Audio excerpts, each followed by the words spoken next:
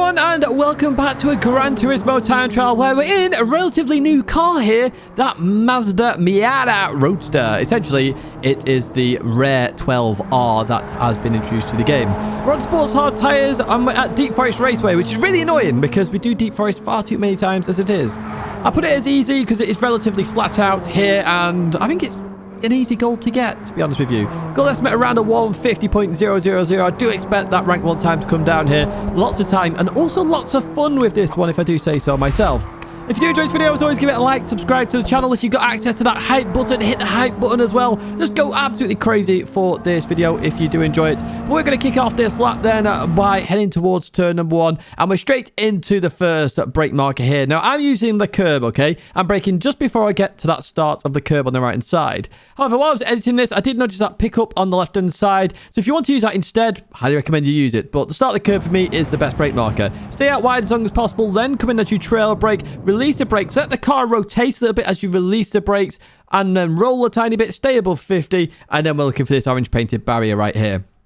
This is your accelerating marker. So the closer that gets to the center of the screen, the easier you will have, easier time you'll have on an exit. Whereas if it just comes onto your screen, you start accelerating, you may understeer off. So you do have to be careful, and especially if oversteer. Now I did that in 3rd gear. I will talk about 2nd gear there as we go into another lap. So as we head into this fast right-hander, we have this soundproofing fencing on the right side. Well, I assume it's soundproofing anyway. So the start of this is your turning marker. I want you to turn in here. And as you approach the inside curb, what I want you to do is just lift a little bit. Lift it, go to 50% throttle, let the car just settle itself as you go through here, and you'll be absolutely fine as we continue on then. And we get to the hard braking marker now, okay? So we've got the grass into concrete. You need to brake before this. Now, I don't want you to brake too extreme here. What I want you to do is to try and slow the car down, but so that the weight doesn't transition, and just let the car turn into the inside curb. You can mount a lot of this curb, okay? Notice I just let it roll, and then as we get to a straight bit there, then I hit the brakes and go through here. 60 miles an hour is your apex speed through there. We get to the end of the tunnel now, and this is a starter sector 2. So I've highlighted this brake marker here, which is the end of the curb, the end of the tunnel, whatever you want to call it. What I would highly advise is brake after you pass this point, okay? Because this car loves a bit of trail braking, and you do want to carry as much speed as possible. The later you brake, obviously the more aggressive you'll be. But notice I trail brake, let the car roll through the corner. And what I'm looking for now is that red on top of the tunnel here. This is the exit. So I see that, I know I can start accelerating. Now, arguably in this car, what you want to do is actually bounce the car throughout. So just a little bit of throttle there, just to maintain that speed, will give you a little bit more lap time. But as you come out of here, just be careful of oversteer. That will happen. And understeer as well, because you could understeer and go 4 wheels off the circuit. We head to this fast left then, and I've highlighted the end of the curb on the right. Normally we brake a bit earlier here, but this car loves to carry some speed. So what we need to do here is just dab the brakes. It's a small dab. It's like literally half a second on the brakes, lift off, and then chuck the car in. Stay in 4th gear. Now, I did have a play around with 3rd and 4th gear. 4th gear is definitely more stable and better. Notice there, I let the car roll. There's a dip in the corner. Once you get to that point, start accelerating. We get to the bridge now. So we've got tarmac going into concrete, or the Armco into the bridge safety barrier on the right-hand side.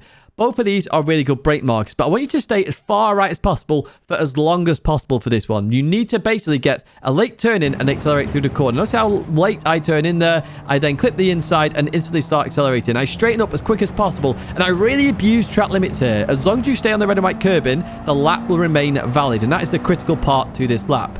You can now accelerate all the way to the final corner, okay? And just breathe and relax, knowing you've got 1 brake marker to go. Although, on my paddle lap, I annoyingly binned off an ultimate lap because I got this corner wrong. So you do need to just take note of the markers here on this corner.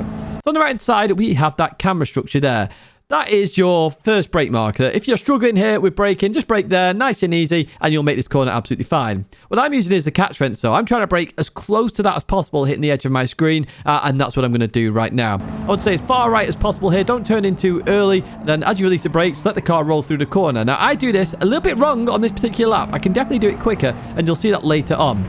Just be careful on exit, though. If you do run wide on the exit there, it will invalidate this lap and the next lap, which is extremely frustrating, but it's very clear why they're doing that, so you don't get a run-up to start the lap. So, yeah, just keep that in mind in terms of invalidating the lap. Head towards the line then. Stay in the middle of the circuit here. No point heading far left because you're actually going to lose some time if you do that with scrubbing the front tyres. And that's a 47.597 right there.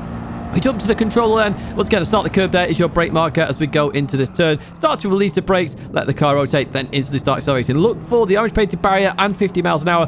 Both good markers there as we continue on out here. You saw a little bit of a wiggle that we had there as well.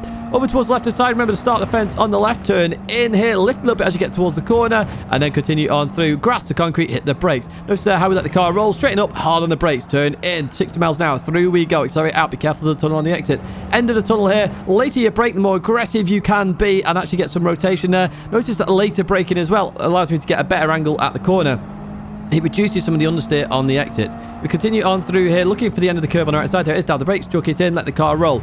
Then you get to the dip, then start accelerating. Concrete to tarmac, there we go, hit the brakes. Stay right as long as possible, clip the curb, then accelerate through. Notice there we gained a little bit on our Ghost as well there. So I can see there's lots of time still available on my lap, which is why I put the goal time so low on this time trial. Right on the right side there, look at that camera structure or catch fence. There we go, hard on the brake, stay right as long as possible, then release the brakes. Notice there how I turned in a bit too early. That caused a little bit of understeer, and that did cost me time on the exit. We're going to accelerate and fast forward all the way to the line, of course, here, because it's just accelerating. And this one is a 47.9 from memory. Let's see what it is. Yes, it is indeed. We're going to go to chase cam now. Let's have a look how much of these track limits I abuse. So to start the curve there is your brake marker as we come into here. Start to release the brakes as we go through this corner. There's the orange painted barrier. ABS is on weak for those wondering. I use ABS weak. What's the difference? Well, there's not much difference, to be honest with you. It just suits my driving style that little bit more. We're going to head up here then, head over towards the left hand side, start the fence there, turn right, lift off a little bit here, then accelerate through. There is start the grass, we brake. Look how much we abuse there.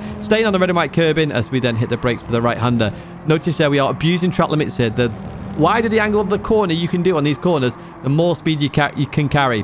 One of the critical parts of this car is it will oversteer very easily, but you don't want the oversteer. You do, however, want the weight transition to really help you with the turning, like up here. So we dab the brakes, chuck the car in, and then we want to start accelerating as we get to the dip. There we go, continue on through. I did lose a bit of time there, and then we go onto the brakes once again, staying right as long as possible. Notice then we do the turn, the weight shifts, the car will want to start wiggling, so I straighten up as quick as I can, and look how much of the track I abused there. I was just on the red and white curbing with my left side of the car.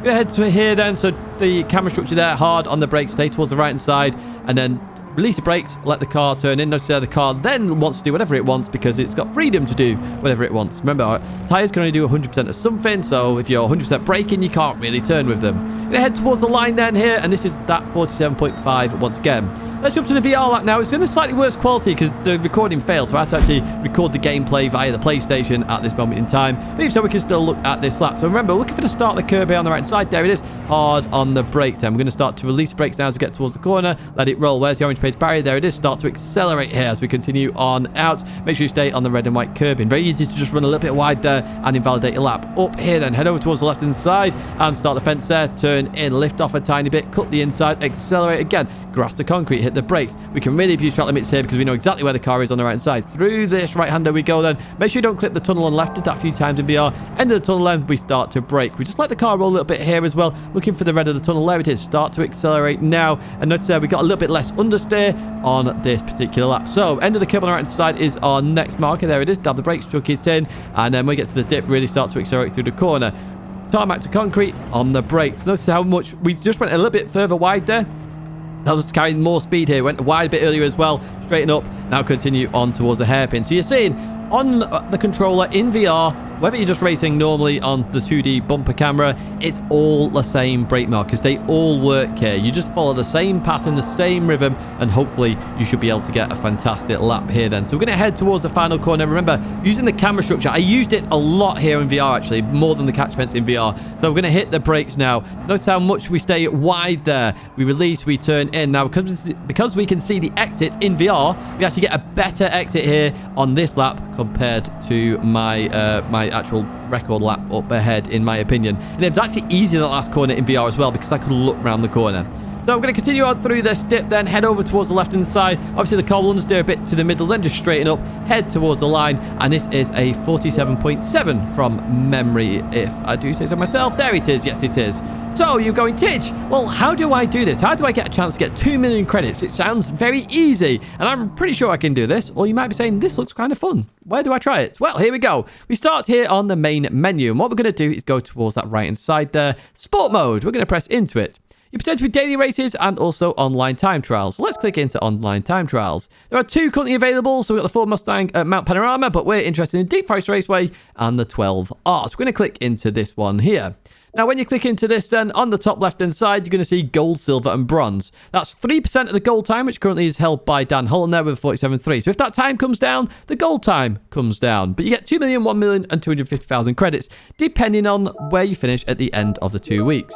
Now, I've just gone to the leaderboard here. If you want to load my replay, you can do that right there. I'm just showing you that now. That's my record lap, then my VR lap, and then we've got my TCR account as well, which is my pad lap.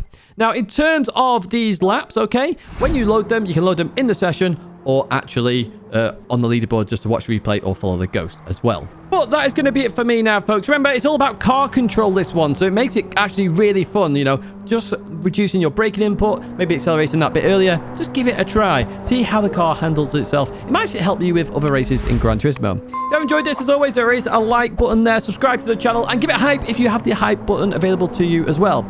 Last week's time trial there is at Bathurst in the Ford Mustang, and a video there on how to get faster in Gran Turismo 7. Do check out my partners down below. Really appreciate all the support that they give me, and I appreciate the support you give me as well. So a big thank you for watching, and I hope to see you in another video or live stream again very soon.